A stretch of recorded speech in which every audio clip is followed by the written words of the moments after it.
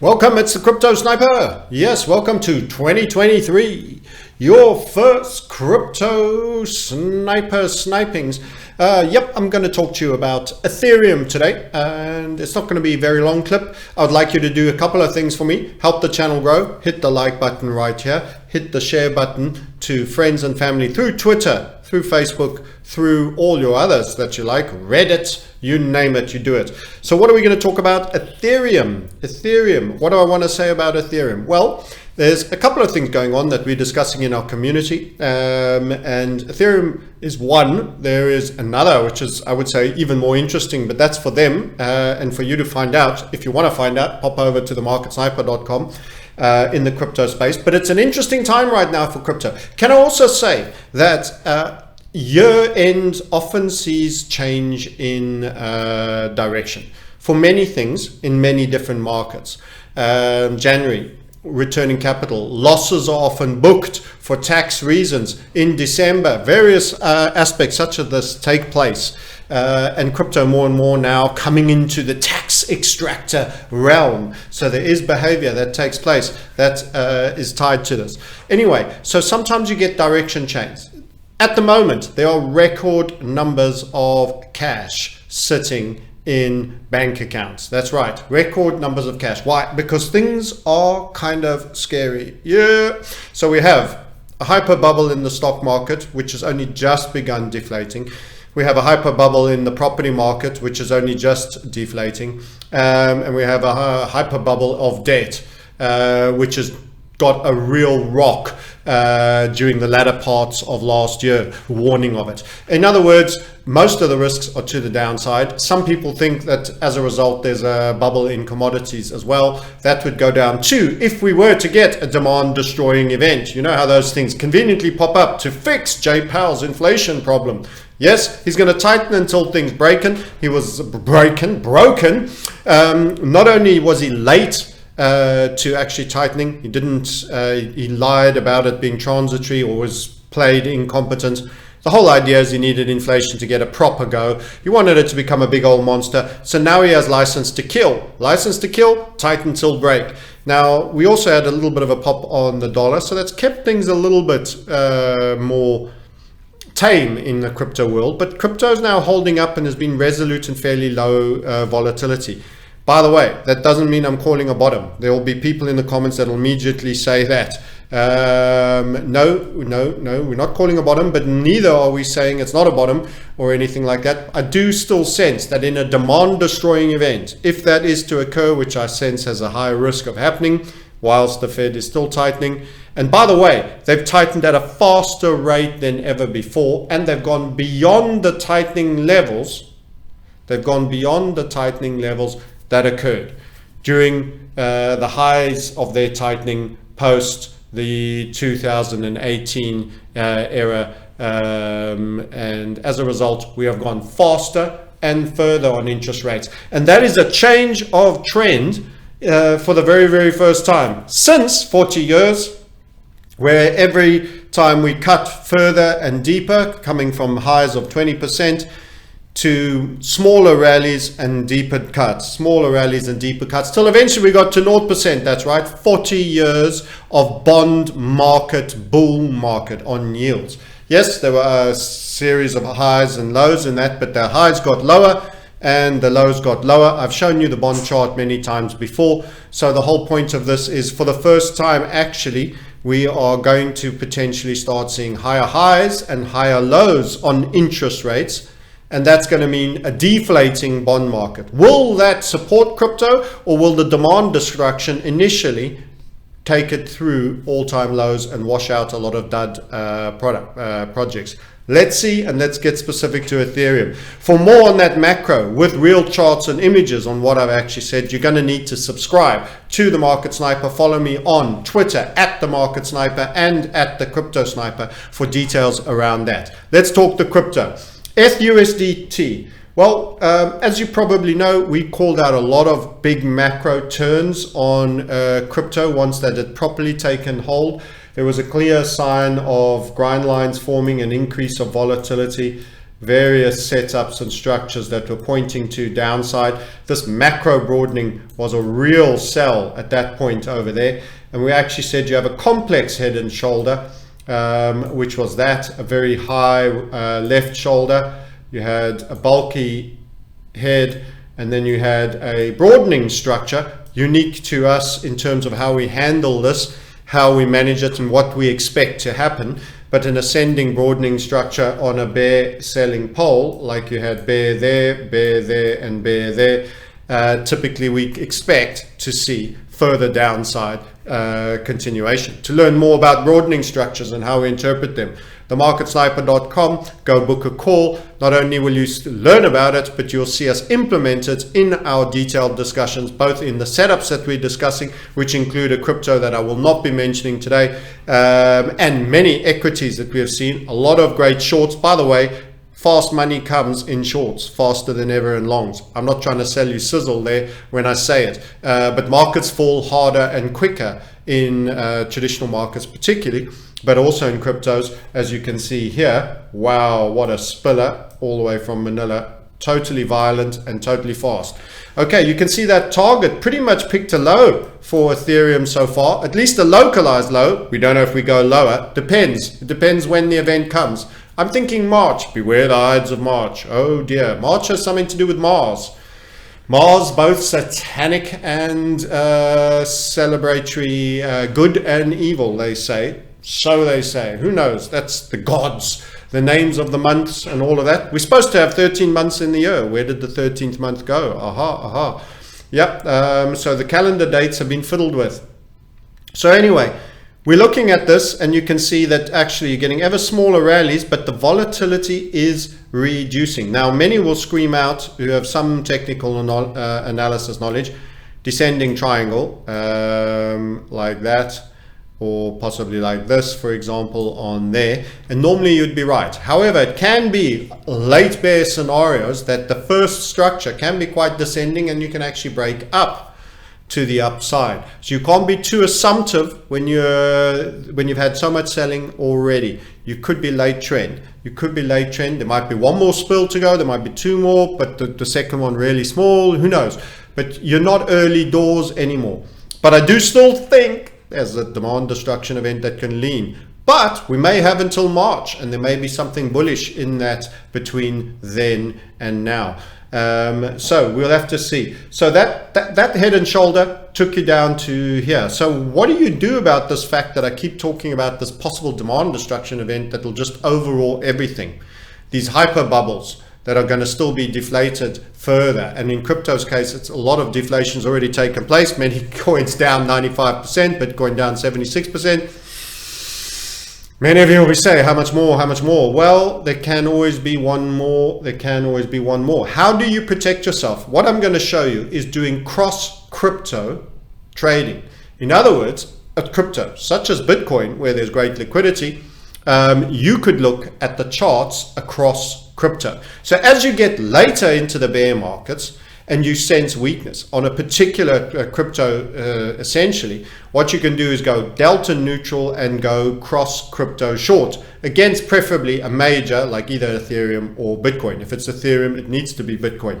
And you can take a look at FBTC. In other words, a bedwet moment. If Ethereum still looks bullish in a structure relative to Bitcoin, as well as, I wouldn't describe this as bullish, but possible pause in the bearishness, we could first get a breakout and get something like that before you could come back lower and maybe break lower if there's another demand destroying event, or if it remains bullish, it could go up. So you cover both if you're doing cross crypto, because if this demand destroying event would occur, it would also affect Bitcoin. Generally, Bitcoin goes down relatively less, ergo the 76% down versus the aggregate of 90 to 95% for all the alts. But Ethereum is not all the other alts. So let's go and have a look. For that, we go to the FBTC chart. And this is what we're finding, and this is what we're finding. By the way, small reminder of many calls that have gone before. Let's go weekly. We will put the eye on that for a while. Overall, this has been a big rounding out bottoming structure that is fairly positive for Ethereum. In fact, it's so positive that if we go to the 3-dayer, we called a reversal some time ago. So we have history with Ethereum and Bitcoin. We called a reversal some time ago and said quite a while before certain elements of Real Vision got very bullish Ethereum that this would be going to this target of 0.06 during a time that it was in and around sub 0.04. Now that's a 50% move in something, which is pretty considerable. It did do a fake break and pull back there, which had a lot of people criticizing us for saying Ethereum would do well, only to go very quiet later when it did do well. And that's the nature of making calls. People don't have the patience, by the way. They don't have a patience. Within 1 day of my long platinum, short palladium, I got a guy, this won't age well, after both went up, but palladium went up slightly more. 1 week, 2 weeks later, as it's performing beautifully, is nowhere to be seen. But that doesn't mean we get it right all the time either. The points I'm making is patience and time. So you get a fake break, you come back in, events, dear boy, events. Then you break and you made very comfortable progress through the target. And in actual fact, by the time it was done, you had run yourself well past into the 0.07s. However, since then, it's been a channel and it's not been easy sailing for Ethereum. Let's just get that back in perspective. This channel would invariably be broken to the downside, representing grinding behavior to the upside and a loss of momentum. So let's go. Fat Koki. Bring me the fat Koki. There, you student at the back. And the white wiper board. Do you remember that? Jesus, did you have wiper boards and chalk when you're at school? Am I giving my age away? Probably am. Midpoint rally on the channel. You see the channel there, midpoint? Only halfway, couldn't make the other side. Down, only halfway, couldn't make the other side. Massive rejection. This is Ethereum versus Bitcoin. Dribbledy, dribbledy, dribbledy, dribbledy, dribbledy out the bottom. Little pippy in the pants before the big puke. And there she comes. And down to legacy key levels of significance here and here on the way up, of funnels on the way up. HVF method. Go to themarketsniper.com. Find out how to do this. This is really useful. However, it did bounce back. July through to, what date was it when it came back to its localized high? Round about, it looks like you're talking September-ish of 2022. Then slowly, fast at first, but then slowly spinning tops and lots of hammering wicks, pointed to a bottom, we say, pointed to a bottom. Note how this target level has remained significant over here as potential support. Up, up, up, up she went. A super spike dip down and rejection, down, down, down, squeezy, squeezy, Japanesey. Potential actually, where that is the 10, the target is up to 9.6s, for Ethereum to represent in price 10% of one Bitcoin. 10% of one Bitcoin. Now, the interesting part about trading this as a long for the upside, especially as we go low volatility, see the low volatility, resting, resting, resting, quiet, boring, dull, pop, goes the weasel up, up, up, up, up, before potentially some downside, maybe that demand destroying event, is that you are neutral to events in crypto. Further news on FTX, Solana, this and that. Generally, you've got two cryptos measured against each other. Very, very bad bearish news might not help Ethereum because it's slightly less supported than Bitcoin, one would normally say. However, as the long-term application interface that's probably seeing a lot of its rivals humbled, Solana being one of them, all the Ethereum killers seem to be very going to ground. And we're yet to see ADA and the likes get the money backing them that sees them as serious alternatives. And the control structure, boy, does our good boy Vitalik Buterin of Ethereum just let it fly on all the control structure things. He seems to be a very well controlled little minion for the future of putting all your assets on the blockchain. So that unfortunately is bad news, but the good news is it's probably likely to be a winner. So this drift to the upside, a little bit of a rising wedge. You could get a small stab down out of that. We'll take you into the 4 hourly there. As you can see, a little bit squeezy, but a little dip, little drop, working its way up.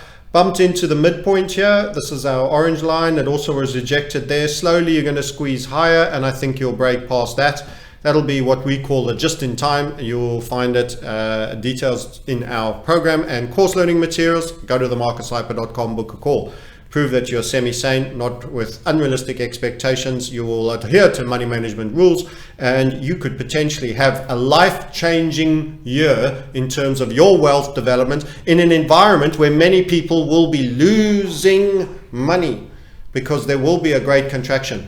But being well positioned is 9/10 of the law, the possession law. Yes, sir, Bob. So without further ado, so FBTC looks a good thing and a potential challenge. We're sitting at around the 7.25s. That's less than 75%. Again, 7.2, were you to make 10, you're talking about roughly 35% gain. And in these environments, making any kind of money is not to be sneezed at. Equities or traditional markets that would deliver 35% movement in value between two instruments would deeply be valuable. Don't over leverage, don't shoot too much of your capital up on one go. Remember, it's never a swing or win. It's not a gamble. You've got to trade as if this is one small step of a journey of 1,000 miles across the Great Wall of China. If you think this is your one swing for a home run, you will swing and be disappointed. Never lose more than you can afford to lose in any trading. This is not a recommendation.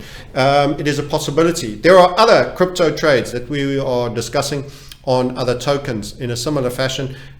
You can find out about them by popping over and becoming a member and taking part in both the learning journey, the implementation of real live trading in the key markets.